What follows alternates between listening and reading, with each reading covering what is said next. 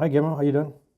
Hey Mayank, doing great. How are you? Good, good. So we've got Guillermo today. He is an ADC candidate or was ADC candidate, and he got an offer from multiple firms. And so we're going to chat with Guillermo about different things. One's going to be what's his history? How did he think about going into consulting? What was his journey like? And how did he get success? So, Guillermo, let's start with the first question. What's your background? Maybe give us a sense of who you are, what sort of professional studies did you do, and what did you want to become 5 years ago? Sure. So first of all, thanks Mayank for having me. I'm Guillermo. I was born in Spain, but moved into Germany in order to pursue my studies in chemistry. I did there both my undergrad as well as my master's. And then at some point, I realized that I wanted something new, which is why I decided to move to Canada for my PhD, which I also finally defended a couple of months ago. And it was, I guess, during my first years here in Canada, where I started to explore more options. So during my first year of studies, I was very much focused on research, but it was here where I started to be more open on what my future could look like, where I realized that being on the interface between science, but also the business component was something that I was very curious about. All right, so your background is technical and you got a PhD. What did you get a PhD in? Chemistry. So it was, to be more precise, physical chemistry related to semiconductors and rare earth metals, which nowadays are also particularly hot. Very fun yet challenging times. And did at any time did you think that you would want to go into consulting or banking or any other career apart from your core career that you were preparing for? I started to become curious about consulting soon after I got to Canada. So to give a little bit of context, I've been always very curious. So back when I was in Germany, I developed a startup to monitor CO2 emissions. And it was here that I realized that there are so many interesting things that could be done, also from a consulting perspective. So a friend of mine who got into consulting a couple of years before me started talking about these so-called case competitions, about what a consultant does. So basically this problem-solving aspect that as a PhD I really loved. And that's what allowed me to just be more open to this opportunity and explore what it exactly entails. Okay, so you were happy doing your PhD, no problem. That was the track for the next 5 years, 10 years. Then you met Exactly. this friend who then basically talked about consulting. So what did this friend say that really triggered kind of a change in direction or at least curiosity as to, wow, consulting is something that I want to do? Yeah, there were a couple of things. I'd say the first one was the problem-solving aspect. So every day, every hour, you're faced with a new challenge that you need to solve. And as someone who has done a PhD in a technical environment, is something that I was desiring. The second component was the people. He was talking highly about, on one side, the people you tend to work with. So a team of people aiming towards the same solution, which I found amazing. And lastly, the opportunities that you have to learn new skills. So as someone who's doing a PhD in chemistry, you never explore, I guess, how the business world actually works, how to understand how the world that surrounds you is actually behaving. And that's something that I was very curious about. So mostly it was from a technical perspective, you were looking at the other business perspectives that you wouldn't be exposed to. Exactly. And was it because of your previous experience as a startup founder that you found this exciting, that you're not being exposed to this area? Exactly. That's one of the reasons. So basically, with the startup, one thing we ended up realizing was that our first goal of having like a free app that everyone could use, it was in a way not feasible. That there is also a business component in the sense of you actually might need to make some money out of it just to keep the project going. And that was one of the realizations that I had, that the world is sometimes much more complex, not only because of the technical side, but because you ultimately need to produce something, for instance, that people will want to use, that they will need. And those were skills, that was like some sort of knowledge that I did not have the feeling I was acquiring throughout my PhD. Understood. And so you were here going through your PhD, you meet this friend, you have some business inclination anyways, then you start thinking about consulting. So from that discussion, walk us through what happened. Did you take any tangible steps immediately? Did you have any doubts? And what sort of infrastructure in your uni helped you kind of make the call that this is where I want to go? So there were a couple of things that I had to identify in order to be able to proceed with a potential career in consulting. The very first one was to understand a little bit more about the industry itself. In order to make that happen, I decided to reach out to people who are already in the industry, talk to them, ask questions, be curious about what they're doing on a day-to-day life. Then the second step was to leverage some opportunities that the university might have. Now, this was a great thing had a great situation in that regard, because the university where I was conducting my PhD offers many consulting related programs on a pro bono basis, basically. So student organizations that give you the first tools to learn more about what this work is, the participation on case competitions, as well as some pro bono consulting that you could do to just explore how this work goes. Finally, once I was understanding a bit more what consulting actually was, the third step was to understand what are the opportunities down the road. So where am I intending to apply? What types of consulting jobs are there actually? Something more technical, something more on a management consulting side. So all in all, it was a journey of over 1.5 years from the very beginning until the end. Great. So let's double click on that. You meet your friend, he talks about all these things. And then you said you reached out to the industry and talked to the people. So this is a form of cold calling or cold networking. Explain to me what you did, because I think that's where a lot of people hesitate. They think that, oh, these are just thoughts in my head. I have a sample size of one, and how do I make a decision? But you, I think, took that further and said, let me ask people, which is great. You just asked help from the broader community, which is professional. They're out there, they're working, could be alumni. So what are the 2 or 3 tactical steps that you took to reach out to people, and how did you pick those people? Yeah, great question, Maya. So there were 2 ways by which I tried to get to interact with people who were already in the industry, either through this cold messaging, as you mentioned, and then secondly, through events that were organized by these organizations, or either by student clubs at the university where I was. Regarding the cold messaging, firstly and foremost, what I must say is that everyone with whom I talked was super friendly and super nice. Everyone is always willing to help out. At least that's the experience that I've had. So I would say don't hesitate to just send out a message and to just try get to know a new person. The second thing I would say is be very specific on what you want to learn from that conversation. People, while they want to help out, they're also very busy. And so being very clear on, okay, what do I want to ask within the next 30 minutes? How can I make their life easier by helping me out was important. And then finally, understanding that there are some people that might be more prone to help people out that have gone through a similar process is vital. So for instance, I did realize that someone who was, for instance, in a consulting company who had previously also done a PhD was potentially more willing to answer some questions that I might have, because they had been maybe 4 years ago in the same situation I was, trying to learn more about the industry, trying to understand who the players are, and so on. So to summarize, I'd say don't be shy, just ask.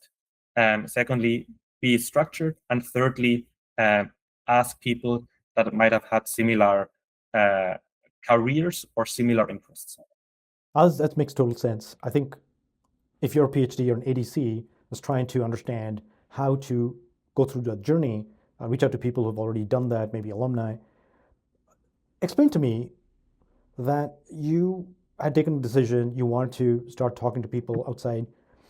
Did you at any time feel weird writing this LinkedIn message or that email? Is that what you did? And then what was your high level message like? I know it was 2 or 3 years ago, but what did you actually ask? Of course. Yeah, I mean, at the beginning, it was, of course, challenging, right? Like the first time you do something, it's always nerve-wracking, but you get used to it. And the fact that, in a way, it's also similar to academia, where you also reach out to people if you want to do some new experiment or if you want to, I guess, talk to someone who's an expert in a certain field. It was a sensation that I was already acquiring from my academic career. Um, in those messages that I used to write, I try to firstly introduce myself very quickly, explain my situation, that I'm currently a student who's aiming to learn more about the consulting world, and that I would love to take 30 minutes of their time to just ask about their transition, and that I would love to pay for the coffee. That is important. You got to pay for something. But yeah, you're right. Like I think in the beginning, it is nerve-wracking. I think a lot of people have a syndrome that, why would somebody want to talk to me? I'm just a student. And these firms were probably MBB, Big Four, boutique consulting firms. You look at all these big brands and big brand names in downtown, and you're like, oh wow, why would anybody from that building want to talk to me, right? Like, probably it was very intimidating. Did you have any bad experiences through this when you were reaching out to people on LinkedIn or emails? I would say not. I mean, the worst thing that can happen is that people are just busy and Yeah. that they won't reply, but that's life. Everyone has gone through the same process, and um, I would say people tend to help out if they can help out. Yeah. So don't be shy, and yeah, just try out. The worst that can happen is that someone will not answer. And that's it. I totally agree. And what was most valuable? Was it just emailing or LinkedIn? Like, which channel did you use that helped a lot? Yeah. In my experience, LinkedIn seemed to be the best option. I guess firstly because it already gave also the other person the opportunity to learn a little bit about myself through a clear, I guess, storytelling of my own profile. Then secondly, the fact that you have like only these 200 to 300 characters that you can write forces you to be very concise in the message, which is something that I believe is important, at least at the very beginning. And then thirdly, you can pretty much find anyone on LinkedIn these days. I did email people maybe once or twice, but generally I prefer going through the LinkedIn route. Yeah, I think people prefer that too. Just, write to me directly. LinkedIn is a professional platform. They know why a message is coming in. Either it's for some sort of professional help or some sort of a sales event, but that's not what you were trying to do. And I totally agree. LinkedIn worked for me too. I remember I emailed so much or sent LinkedIn so much through LinkedIn that LinkedIn banned me for a bit, but it was fine. Then they unbanned me and I started again. But my journey into consulting was very similar to yours. I just wrote to somebody. They were very kind. They connected me with the right people. So I agree with you. LinkedIn is probably one of the best approaches. And while writing those messages, did you have doubts about yourself going into consulting, or you're like, I'll just give it a shot? I get it. There's one aspect of this person may not even want to talk to me, but was there the other aspect of what if they ask me something and then I have to doubt myself? Were you going through that conversation in your mind? Of course, there are always doubts, especially at the beginning of a journey. I mean, you're just starting something new. You don't know what the expectations are. You don't even know what you're supposed to have maybe done in your career until then to seem like as a more interesting candidate. So there's of course a bit of doubt at the beginning. But on the other side, I've come to realize that the best way to getting things done and just to have the chance of getting to know very interesting people with interesting lives is to just reaching out to ask how they're doing, to ask if they have the time. And so it is only through these conversations where you can actually firstly learn whether consulting is something that you want to do. And then secondly, what are the steps that need to be potentially taken in order to make that possibility reality. Got it. So two things. Number one, you just reach out to people and they'll help you in the discovery of whether you should go into consulting, help you understand what the job is. And then not only that, if you do decide to go down, they'll say, hey, these are the 5 steps to take. And then you basically then start walking in that direction. Precisely. So basically went through LinkedIn, all great relationships or connections, and they helped you quite a bit in understanding how MBB, Big Four, boutique consulting firms work. And then you also mentioned, moving on from this topic, you also mentioned you were part of the consulting club. How did they help you? I know you took a entry level role, but then you rose to the ranks. Yes, it was a very fun journey. So to anyone who is considering being part of their consulting club association at their university, I would definitely encourage you to reach out to them. So my journey started with a case competition in which I participated back in 2023. It's been a while. Things went well in that case competition. I got to meet some very cool people, and at that time, I was starting to realize after having gone through the case competition that I wanted to understand a little bit more how this world works and how these other people are, who they are. I applied to a position at the executive team, and I had the chance during my year as member of the organization to, on one side, organize events. So, for instance, I aim towards providing some tools to newcomers on like the so-called cases that people end up doing for the job. I was also participating in networking nights, which were very fun. There were also internal events in order to get to know the rest of the team, which was amazing. And yeah, it was basically a combination of, on one side, once I got there, providing tools to other people, and then in parallel, keep learning internally what consulting is and how to also work in a, let's say, professional environment. Because it is something different than your research. There are certain rules that you need to follow.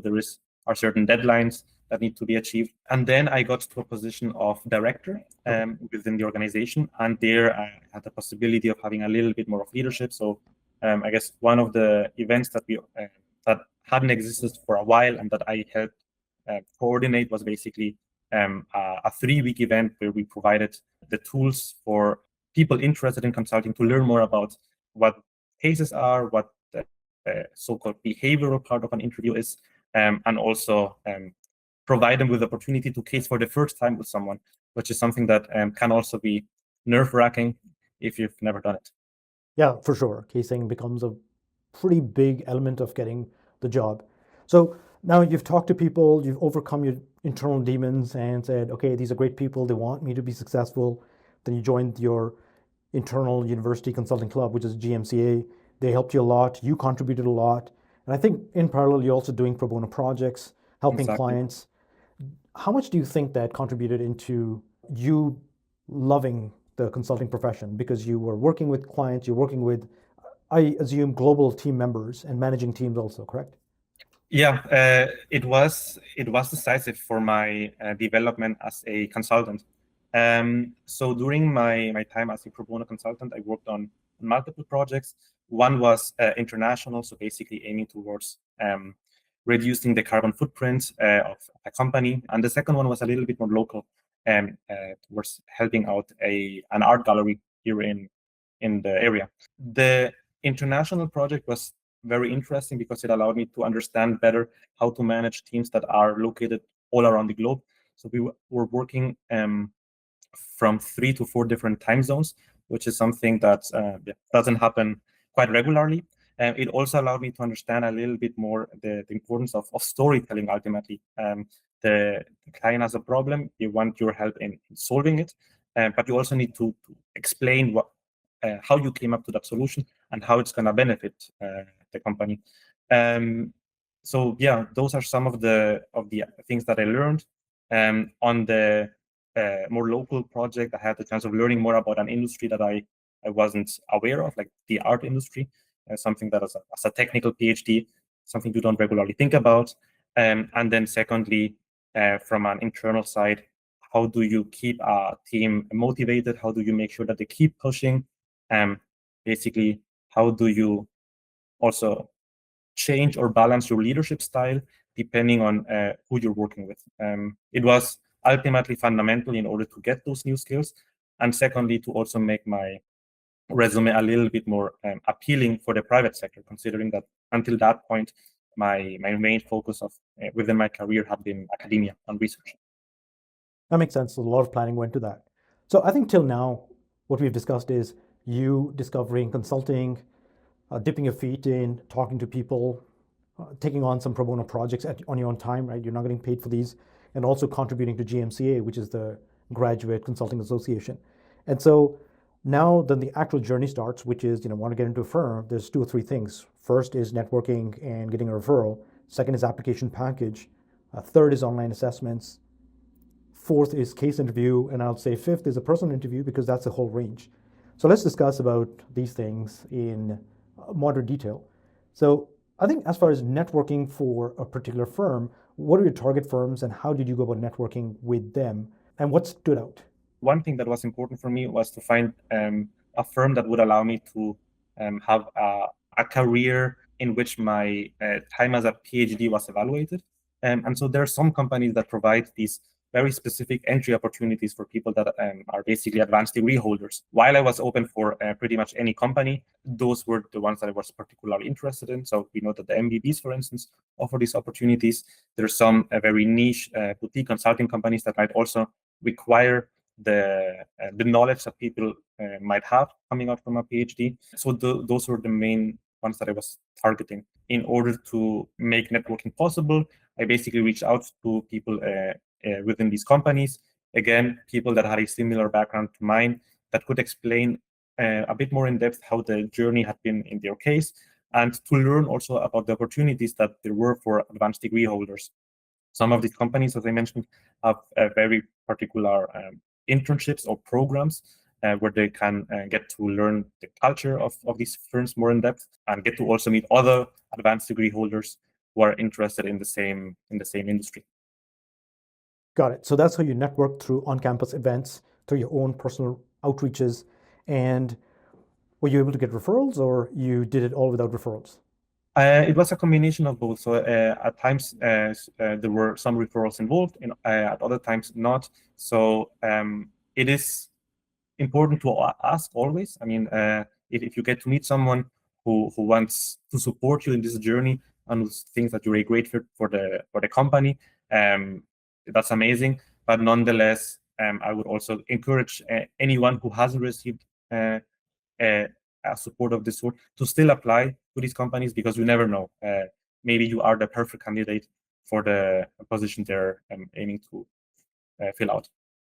You're right. Like, referrals are not required, but if you get one, that's great. It gets you to the next round, but it doesn't get you hired. I think that's how to look at referrals. So, $1 million question. So you meet the stranger after a LinkedIn chit chat. How do you then transition to asking for a referral? What's the trigger? Do they offer it, or do you ask for it? It's very awkward, and it's not a science, it's an art. So how do you do it?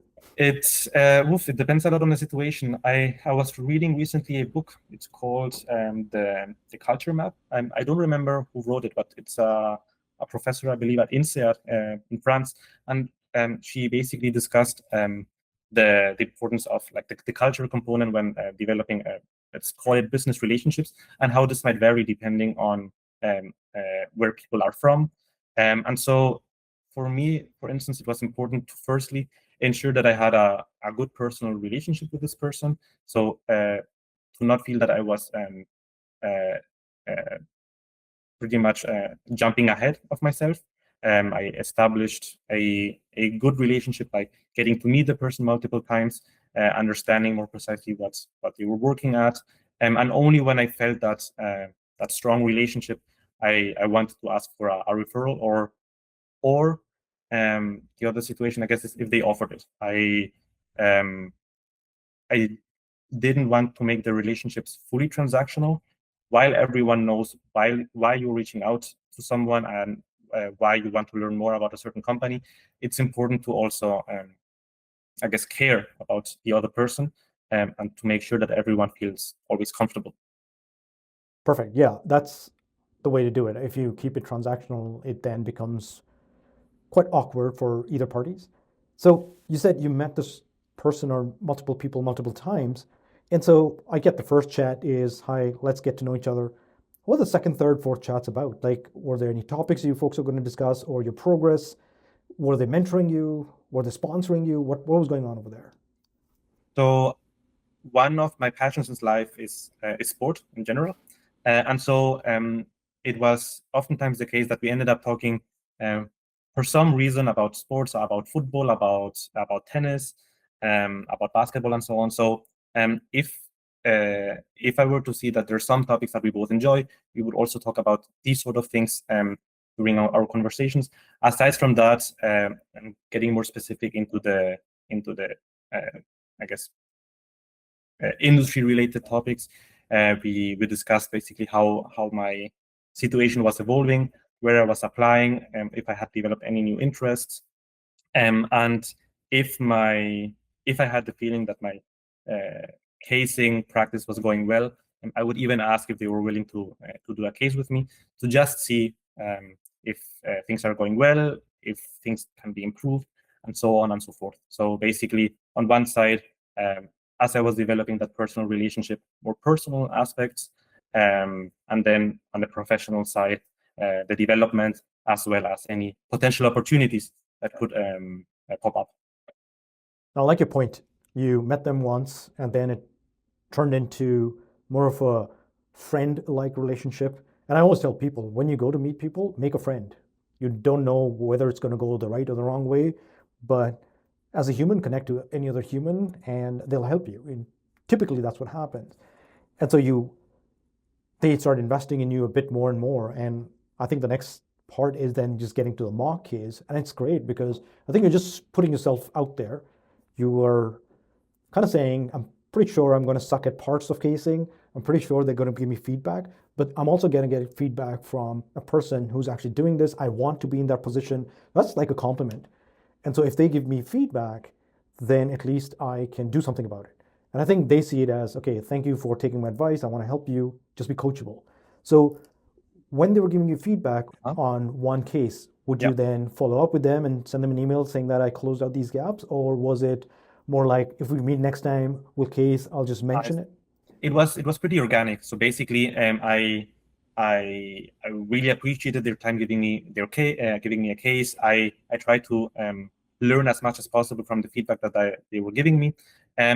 But on the other side, as I'm also aware how busy everyone within this industry was, I also wanted to make sure that I didn't I guess put too much time on their side. And on the other side, it's also important to get feedback from many different people. At the end of the day, the best way to learn what casing is by also casing with a variety of people, getting to know what different people think about your casing style. And so, I would say it was mainly organic. So basically, learning from them, and then if a new situation would pop up where we could case again, happy to do so. But yeah. Got it. And so the next part was application. So you built your resume with all of these things that we just discussed. And some of these folks who saw your journey, they're rooting for you and they gave you the referral. And once you put the application in, you had to take the online assessments. What did you feel about the online assessments? Because nowadays, every firm has one or two of their assessments, and there's a lot to do because they're all different formats. So what did you go thinking through all of that stuff?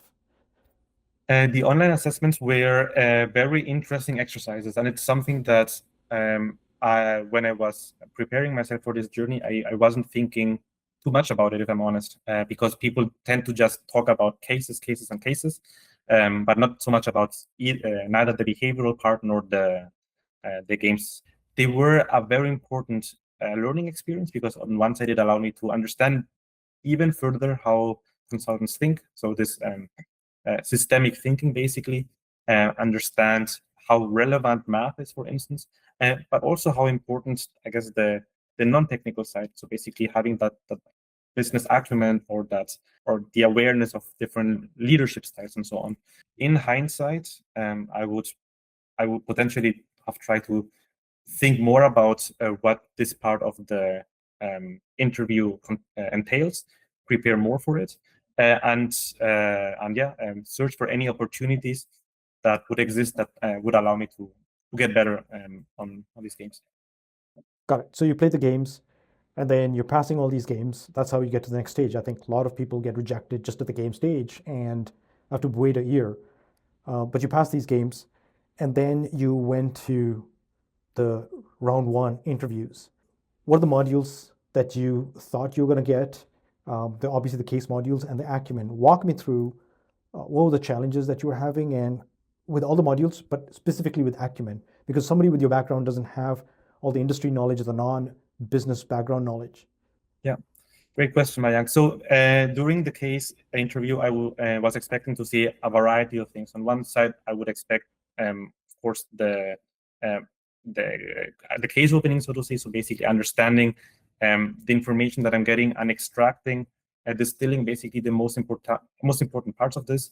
The second part was basically developing a framework. So basically understanding how can I segment this complex problem into components that are actually easier to digest, and what is the information that I need to extract while being, as people say, both exhaustive and exclusive during this process. I then moved up to the math, where I was expecting logically to try solving some business-related challenge, the brainstorming, being able to ramp up the amount of ideas that I can produce in a short time frame, and then potentially also the final recommendation. How do I synthesize my recommendation based on the information that I acquired throughout the last 20 to 30 minutes? Based on my experience, I would say one of the most challenging things can be the math, but not because of the reason many people might think so. One tricky thing in math, I argue, is the structural component. So you have, let's say, 30 seconds to digest some information that you just received. And at the end of the day, it's a matter of creating a formula and going through that formula in which potentially some factors are still missing. How do you build that in a way that is understandable by the person that is interviewing you? It took me a while to learn this, but at the end of the day, as with everything in life, if you practice things, it's definitely possible to learn such a skill. Yeah, you're right. So there are 6 modules that you mentioned. One is case opening, frameworks. Second, third is brainstorming. Fourth is data analysis. Fifth is speed math, and sixth is case math. And obviously, the recommendation happens regardless. And yeah, math is tricky. It is 5th grade math, but I think the aspect that people get stumped on is you have to walk through your math, but in GRE or GMAT, any math that they've been used to, you don't have to walk through it. You just have the right answer and it's done. And I think it looks easy on paper, like people think they can do it, but when under pressure and somebody's watching you, it just feels like the walls are closing in. And I think that is a huge shock. And there's a runway of shame that people have to go through. And I went through the same thing, by the way. It was like, wow, I suck at 5th grade math. But eventually it kind of works out. So you mastered all these modules, you got through casing. What about the business acumen aspect of it? How did you find that? And how did you build that? And what did you think got you the job? Was it the acumen? Was it the modules? Or was it the combination of everything? Because in the end, a lot of things worked for you before you got multiple offers. Yeah, of course. So on the business acumen side, there were a couple of things that I did. The first one was to just go through some of the videos that are available online. So for instance, among CaseBasix, to learn more about different industries, how they work, what are, I guess, the barriers to entry, what are the products that are being sold, what are ultimately the key determining factors in such industries.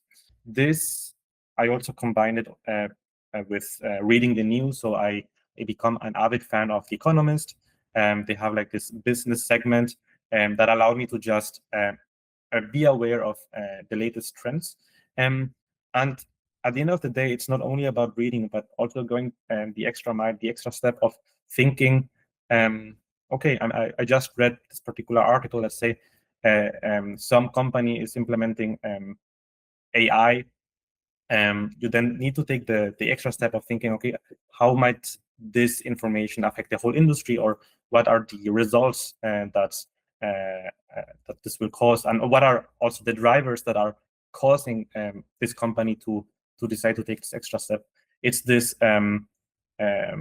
thinking, this constant thinking about what is happening in the world that surrounds you, that allows you to expand your business acumen. Yeah, by sheer curiosity, I would say. Well said. And I think the last one is the personal interview. What do you think were the challenges of that, and how did you overcome them? I'd say all of us, we have lived very interesting lives. We have dealt with very challenging situations, but in order to be aware of what you've done previously, you need to take a step back and just reflect about it. And such situations might have happened in a variety of scenarios. It might have happened during your career as a PhD, where there was a particular challenge that was a huge challenge and that you were able to solve. It could have also happened during your extracurricular activities, or in my case, for instance, I've run a couple of triathlons, and one of the most challenging things I faced was one of these triathlons that I run. Being aware of what I did in order to accomplish it, and then also creating a narrative that basically describes what I did was important. That plus taking the time to also practice it and going through it with someone was important. Getting the feedback from an external person will always allow you to understand what part of the story is understandable, what sounds still a little bit odd, what parts of the story are in your mind but you're not fully expressing. Yeah, I would say those were some of the most important components for the behavioral part. Yeah, what I found is ADCs typically tend to undershare their achievements, which are phenomenal. And they think that a company like McKinsey, BCG, Bain, or Big Four boutique consulting firms, they're not going to respect, let's say, a new discovery or some sort of a grant that they got. And I've always had to, for other candidates, bring that up, saying that show the numbers that you've brought up, like it's your achievement. And you're right, like if you don't put it on the resume, it never happened.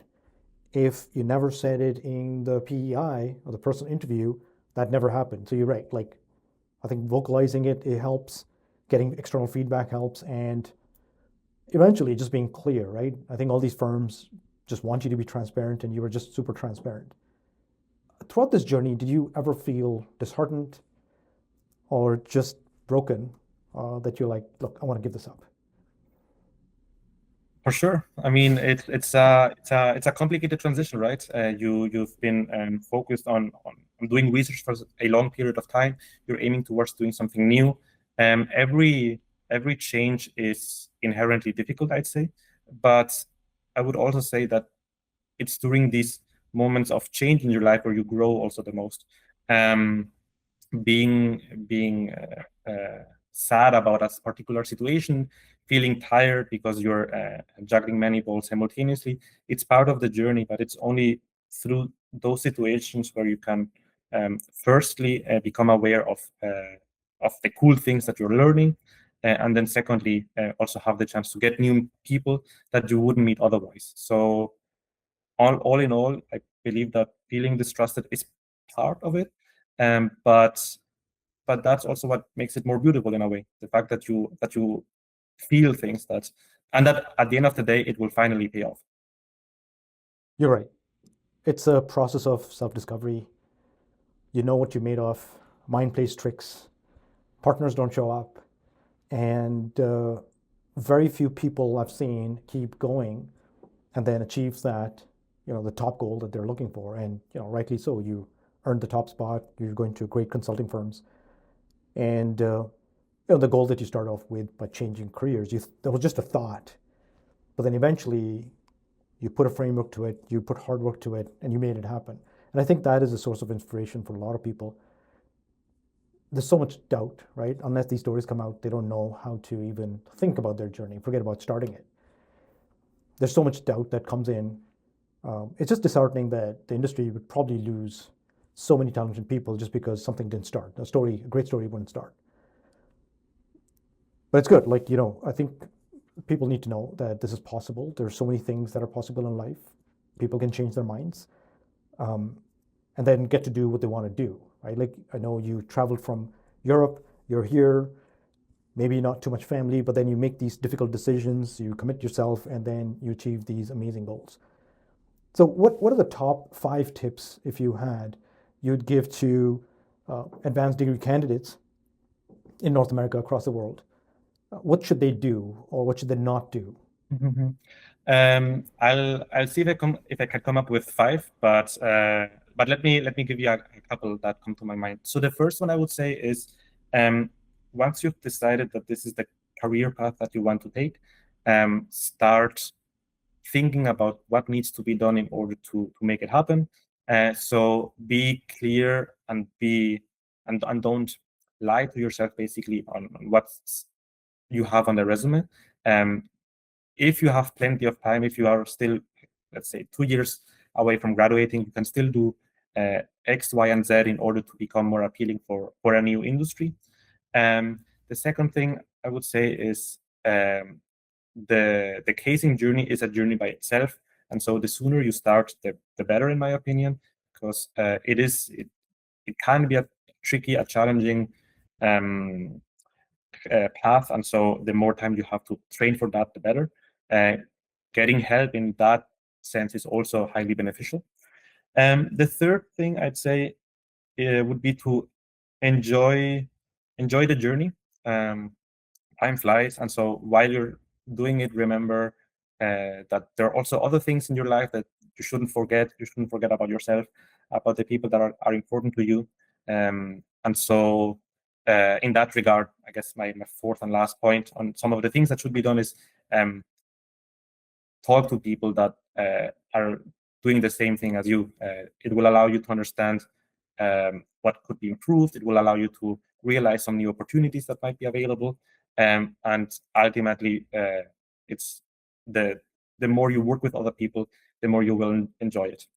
If I were to think now about some of the things that shouldn't be done, I guess the easiest would be to just take the negatives from everything that I just said. So don't wait too long to take some decisions. Don't work by yourself.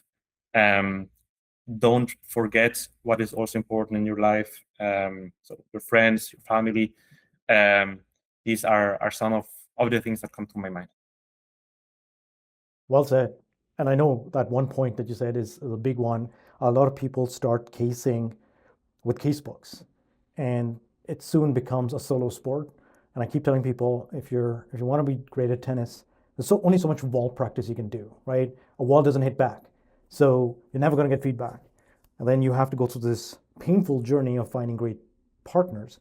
And it's very difficult to do that, right? So I totally agree. You have to create your own infrastructure to get your own partners, to then grow with them, to achieve something that everybody can achieve at the same time. Yeah, Casebooks itself will not do it, and I don't think AI is going to anytime help that much where it starts pumping out McKinsey or BCG candidates by itself. I agree. AI will still develop quite heavily, but yeah, let's see what it'll, if they're gonna be able to provide with a McKinsey consultant or a BCG consultant, just like that. Well, Guillermo, thank you so much. At CaseBasix, we had so much fun working with you and going through the whole journey with you. I'm so glad that this happened. You're such an inspiration to so many people. I would say they will want to be like you. They will want to understand what you went through. And I think you've been so transparent. They'll feel each and everything that you've said. You know, the feelings that come when somebody's starting the journey and reaching out. That's the most difficult stuff. I think once that starts, then the rest of the stuff, people can understand, okay, there's logic elements to this, where to find content. But I think your story is one of inspiration. You came from another country, you then decided on something, you went through the steps of getting into consulting firms, and then you built a new career and life for yourself. Thank you, Mayank, for the kind words, and likewise, it's been a pleasure working with you, getting to know you. So yeah, it's been one of the highlights, I would say, of this journey. Thank you so much.